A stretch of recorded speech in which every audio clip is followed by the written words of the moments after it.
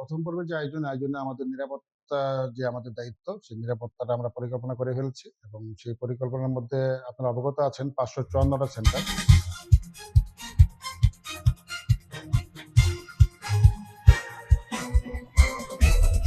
ত্রয়োদশ জাতীয় নির্বাচন এবং গণভোটের যে আয়োজন, আপনি জানেন আয়োজনের প্রথম পর্ব এখনো চলছে। দ্বিতীয় পর্ব শুরু হবে ৮ তারিখ থেকে। ৮ তারিখ থেকে ১২ তারিখ পর্যন্ত বা ১৩ তারিখ পর্যন্ত আমরা চালাবো, যতদিন লাগে। প্রথম পর্বে যে আয়োজনে আমাদের নিরাপত্তা যে আমাদের দায়িত্ব, সেই নিরাপত্তাটা আমরা পরিকল্পনা করে ফেলছি এবং সেই পরিকল্পনার মধ্যে আপনারা অবগত আছেন ৫৫৪টা সেন্টার।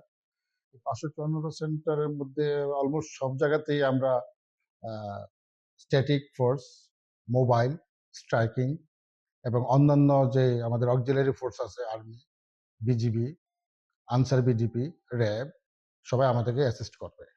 তো সেই ক্ষেত্রে যে নিরাপত্তা পরিকল্পনা, সেই পরিকল্পনার অংশ হিসেবে আমাদের যে গুরুত্বপূর্ণ সেন্টার হলো ৮০টি, আর মোটামুটি গুরুত্বপূর্ণ সেন্টার হলো ১৪৩টি। বাকিগুলো আমরা সাধারণ হিসেবে ধরে নিয়েছি। তো অ্যাকর্ডিং টু ইম্পর্টেন্স বা সিগনিফিকেন্স বা সিকিউরিটি আমরা চিন্তা করেছি যে যেগুলো অধিকতর গুরুত্বপূর্ণ সেগুলোতে আমরা ডেপ্লয়মেন্টটা একটু সিরিয়াল ডেপ্লয়মেন্ট রাখবো। আর যেগুলো নরমালি ওগুলো আমরা প্রিভিয়াস যে ডেপ্লয়মেন্ট, আগের যে ডেপ্লয়মেন্ট পরিকল্পনা ছিল সেই পরিকল্পনা অনুসারে আমরা মোতায়েন করব।